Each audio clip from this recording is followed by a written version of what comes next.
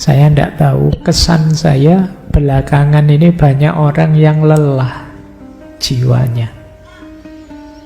Mungkin karena terlalu capek mengurusi ini itu atau merespon ini itu. Karena zaman hari ini kan rasanya cepat sekali.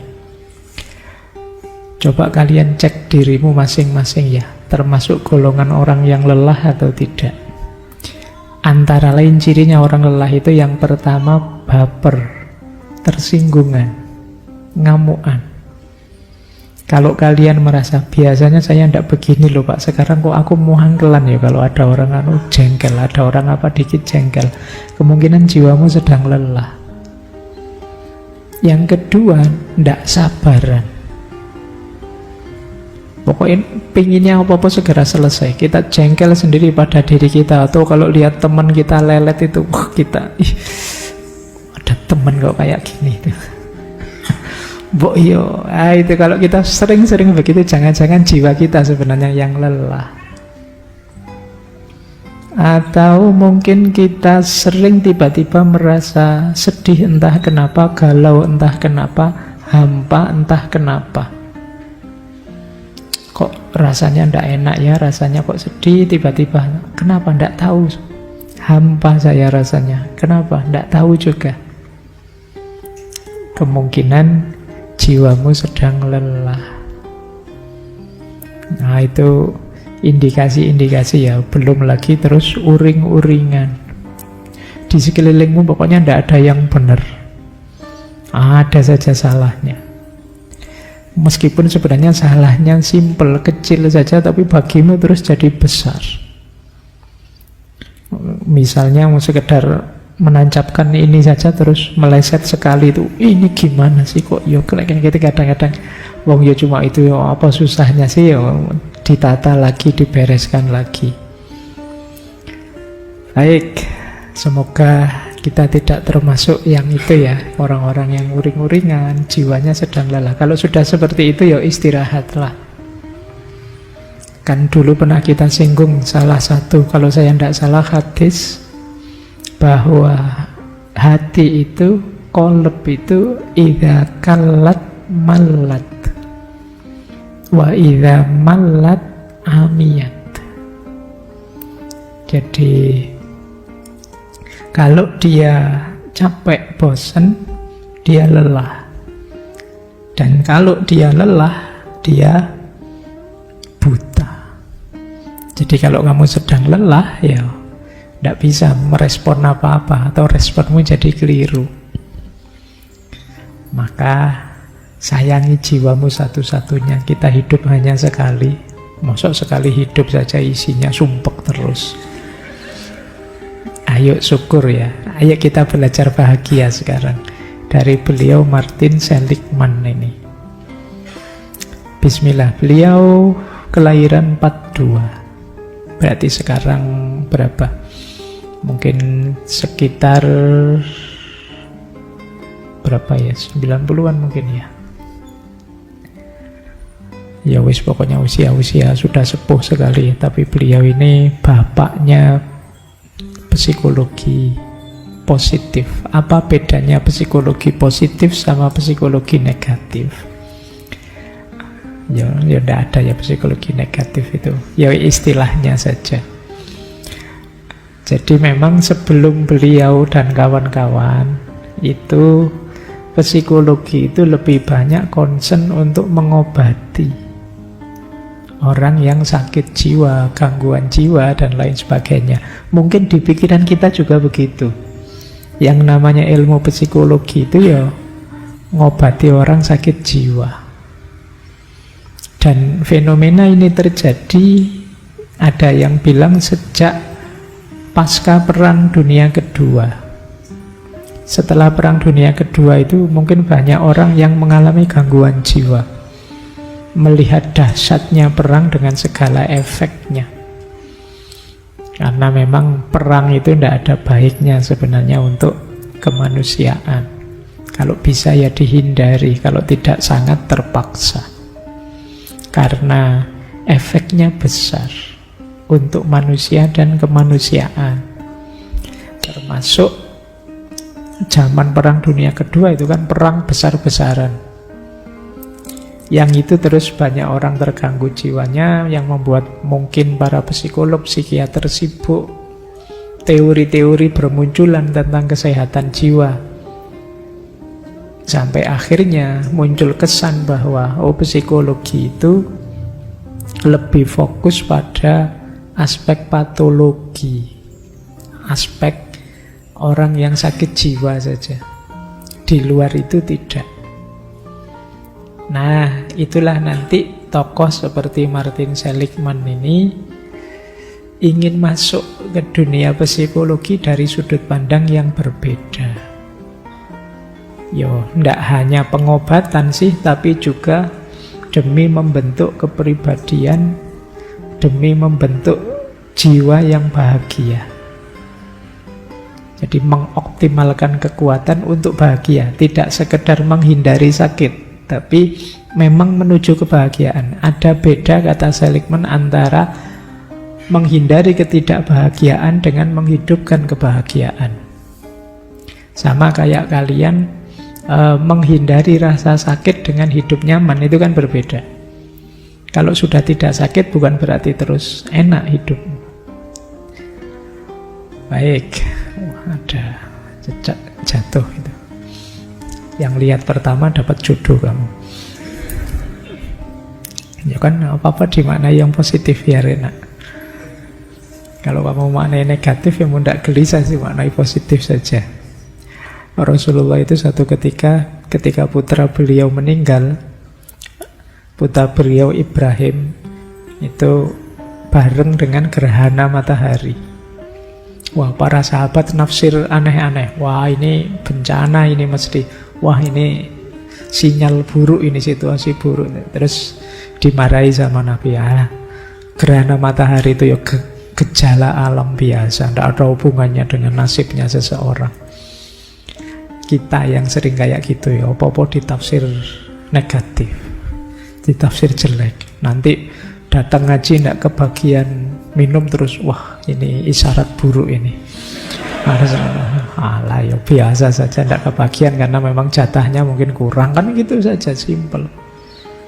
Kita itu sering nafsir-nafsir sendiri terus bingung karepe dhewe.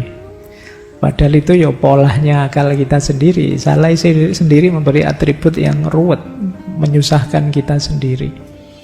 Nah, nanti ada teori menarik dari Seligman ini tentang bagaimana kita memberi atribusi positif, memberi tafsir yang positif untuk hidup kita. Itu ada quote tentang curing the negative does not produce the positive. Menyembuhkan yang negatif tidak otomatis menghasilkan yang positif. Sederhananya mungkin teman-teman saya analogikan kayak tasawuf ya. Kalau sudah takholli ya belum otomatis takhalli. Iya sih, kita tidak punya sifat-sifat jelek, sudah bersih, tapi bukan berarti kan kita sudah baik sebelum kita melakukan kebaikan. Saya tidak pernah bohong kok Pak. Tidak pernah bohong itu mungkin saja juga tidak pernah jujur. Mungkin kamu tidak pernah ngomong saja. Kan bisa begitu. Jadi curing the negative does not produce the positive. Saya itu Pak, anaknya tidak pernah kurang ajar kok Pak. Ya mungkin belum saja. Kurang ajarnya ya tidak, tapi nanti momennya kelihatan baru aslinya ketok. Nah, baik, kita lanjutkan. Ini pengantarnya saja. Psikologi positif itu nantinya yang digarap secara umum 4 hal kalau di Martin Seligman ya. Yang pertama tentu saja kebahagiaan. Nanti kita bahas panjang lebar ini karena beliau ini menarik. Tentang kebahagiaan ini punya qaul qadim dan qaul jadid. Kayak Imam Syafi'i. Jadi beliau punya pandangan luar biasa di buku Authentic Happiness itu. Tapi nanti beliau bantah sendiri, beliau kembangkan sendiri, revisi sendiri di buku selanjutnya, Flourishing. Jadi beliau merevisi konsepnya, menyempurnakan konsepnya. Ini tipe ilmuwan sejati. Ilmuwan itu tidak fanatik. Kalau dia tahu ada yang benar dengan bukti-bukti yang lebih benar, ya dia tidak malu-malu ngambil yang lebih benar. Tidak ideologis, tidak mentang-mentang ya saya kemarin kan afiliasinya ke situ, ya harus situ terus. Nah, kalau ilmuwan tidak. Ilmuwan itu ya kalau dia merasa pendapatnya keliru, ada yang lebih benar, ya dia akan ngambil yang lebih benar. Filosof juga begitu, komitmennya pada kebenaran, tidak ada gengsi-gengsinan. Maka kalau ada yang bilang cirinya filosof itu ngeyel, justru kalau ada orang ngeyel itu tidak pantas jadi filosof. Ngeyel itu kan terbukti salah tapi tidak mau disalahkan, itu kan ngeyel. Justru bukan filosof, bukan ilmuwan. Filosof, ilmuwan itu ya kalau memang ada fakta bukti bahwa dia salah, ya dia akan ngaku salah dan akan mengambil yang lebih benar. Seligman juga begitu. Dia punya pandangan lama dan pandangan baru tentang kebahagiaan.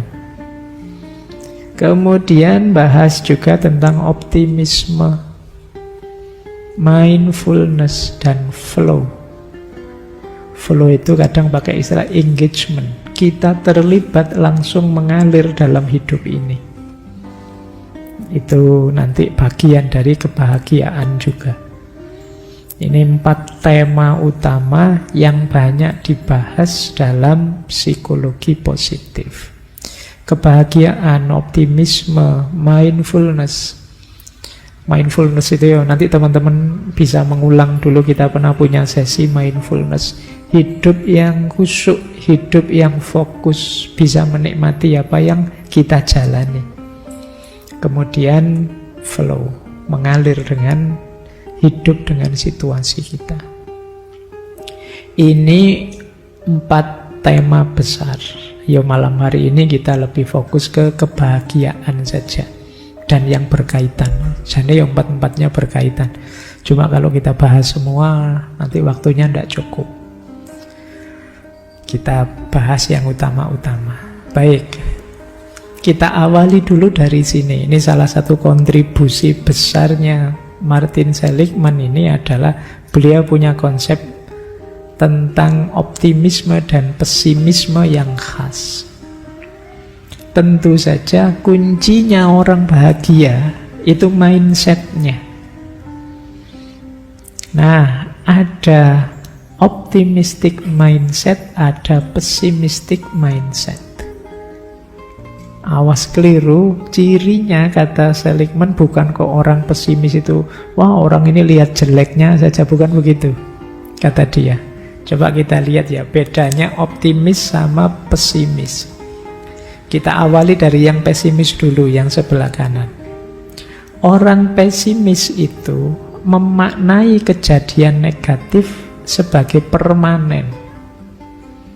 Sementara orang optimis itu memaknai kejadian negatif sebagai sementara. Nah, jadi orang pesimis itu misalnya dia jatuh, ya dia membacanya, saya ini memang orang tidak beruntung, selalu jatuh, selalu kalah, selalu nih. Ini mindsetnya orang pesimis.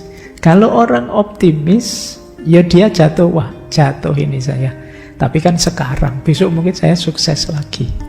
Nah itu orang optimis. Saya tidak tahu kalian termasuk yang mana, atau tidak dua-duanya. Kamu pesimis sama optimis? Pak, saya itu tidak punya mindset, Pak. Tidak pernah mikir hidup saya gimana, ya nggak tahu ya. Tapi ya semoga tidak pesimis lah, saya tidak tahu kalian gimana. Jadi orang pesimis itu ya dua-duanya sadar kalau mengalami hal negatif. Tapi kalau orang pesimis nganggapnya saya ini memang selalu sial. Kalau orang optimis enggak, ya saya mengalami yang negatif. Tapi mesti enggak kayak gini, nanti akan situasinya jadi lebih baik. Yang kedua, orang pesimis itu memaknai kejadian negatif sebagai totalitas hidupnya, menyebar. Kalau orang optimis memaknai kejadian negatif itu spesifik. Orang optimis itu misalnya begini, nilai saya jatuh. Ya yang jatuh kan nilai kuliah, hidup saya nggak cuma urusan kuliah saja. Masih ada urusan rebahan di kamar, masih ada. Nah itu orang optimis, dia tahu bahwa ini hanya satu sisi saja kok, sisi yang lain banyak. Kuliah itu kan hanya satu bagian saja, masih ada bagian hidup yang lain. Beda dengan orang pesimis. Orang pesimis menganggap peristiwa negatif itu ya totalitas hidupnya yang negatif. Jadi ya kayak tadi misalnya kuliahnya gagal, nilainya jatuh, itu dia merasa bahwa hidupnya gagal total sudah. Nah, jadi ini dua mindset yang berlawanan. Ya orang yang optimis cenderung akan lebih bahagia dibandingkan orang yang pesimis. Karena orang pesimis itu misalnya hidupnya seneng terus, ada ndak senengnya satu saja, dia merasa seluruh hidupnya gagal. Tapi kalau orang pesimis itu dia bisa, orang optimis dia bisa melokalisir peristiwa negatif itu. Nah ini kita mulai latihan ya. Kadang-kadang misalnya kita dikritik orang, kita itu kadang kalau dikritik orang terus jadi baper, marah, tersinggung. Karena apa? Kita membacanya orang ini menyerang totalitas diri kita. Padahal mungkin dia mengkritik bagian kecil saja dari diri kita. Misalnya kita kalau ngomong keras sekali suaranya, terus gitu, Mas kalau ngomong jangan keras-keras. Itu kan tersinggung seluruh diri kita. Padahal yang dikritik kan cuma cara ngomongnya saja. Di luar itu kan kita tidak dikritik, tapi kita bapernya luar biasa, merasa orang ini menyerang keseluruhan diri kita. Ini mindsetnya orang pesimis. Jadi kita merasa orang ini menjelek-jelekkan saya seutuhnya, padahal mungkin dia mengkritik bagian kecil saja dari diri kita. Kalau tidak ingin terlalu baper, oh iya, tidak apa-apalah, mungkin memang kelemahan saya kalau ngomong agak tidak kontrol, tapi bagian diri saya yang lain bagus kok, ya saya terima kritik untuk bagian ini. Itu lebih nyaman bagimu. Jadi makanya kenapa kalau ada orang misalnya ditanya kapan lulus, kapan nikah, kamu kan terus drop langsung. Jadi karena kamu anggap lulus dan nikah itu sepenuhnya bagian hidupmu. Coba kamu baca lebih detail. Oh iya ya, ada bagian hidup saya yang kuliah. Orang tanya kapan lulus, saya jawab belum saatnya lulus kan tidak apa-apa. Misalnya gagal kan itu hanya satu sisi hidupku. Sisi hidupku yang lain banyak. Jadi ini yang kadang membuatmu overthinking. Kelemahan di satu bagian hidupmu kamu anggap kelemahan di keseluruhan dirimu. Nah, terus stres karepe dhewe. Karena wah, saya kok ditanya kapan nikah itu, padahal saya terus kamu bingung. Kamu oh iya ya, ada satu bagian dari hidupku yaitu pernikahan yang belum jalan sampai saat ini. Tapi kan banyak juga sisi hidupku yang lain, yang juga gagal. Ya, oke. Ya enggak apa-apa, itu kan contoh. Ya siapa ngerti juga begitu. Tetap masih ada yang enggak gagal kok. Paling enggak, orang lain kayak gini sudah stres. Bayangkan, saya aja enggak stres. Berarti kan kamu hebat. Ada kehebatanmu yaitu kuat menanggung malu misalnya. Oke. Ya itu contoh. Oke ya, yuk jangan baper. Kalau ada orang kritik, ditanggapi proporsional saja. Kalau mengalami peristiwa pahit, dipahami sesuai konteksnya saja. Jangan terlalu diseret kemana-mana. Apalagi dimaknai negatif kemana-mana seperti tadi. Yo kayak tadi tiba-tiba ada cecek jatuh, itu kan, waduh Pak ini isyarat apa? Ya cecek jatuh mungkin dia lupa pegangan. Nonton ngaji lupa lihat di bawah kok banyak orang, terus kaget dia terus jatuh. Simple saja. Yang ketiga, cirinya orang optimis itu memaknai kejadian negatif tidak secara personal. Kalau orang pesimis memaknai kejadian negatif sebagai personal. Maksudnya, kalau ada peristiwa pahit, itu kalau orang optimis biasa sih, manusia itu kadang seneng, kadang susah. Ada positifnya, ada negatifnya. Itu orang optimis. Saya sekarang kalah, insya Allah besok, kapan-kapan, entah kapan, mesti juga sukses, kan begitu. Nah, tapi kalau orang pesimis, mindsetnya negatif. Dia selalu masuk ke person. Ngalami peristiwa apa itu, memang saya itu tidak kompeten, memang saya itu orangnya tidak bisa apa-apa, memang saya itu orangnya jelek, memang saya itu, sudah habis sendiri. Yang menghabisi dirimu ya kamu sendiri. Karena mindsetmu yang pesimis. Jadi dasarnya nanti sebelum lanjut ke pembahasan tentang kebahagiaan, ayo ditata mindset kita. Ayo jadi orang yang pesimis.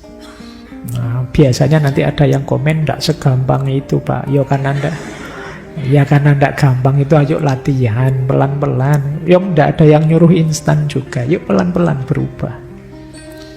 Kalau memang optimis itu baik, ya kenapa tidak kita latihan pelan-pelan untuk jadi optimis. Oke, saya akhiri sekian. Kurang lebihnya mohon maaf. Wallahul muwafiq, wallahu a'lam bishawab. Wassalamualaikum warahmatullahi wabarakatuh.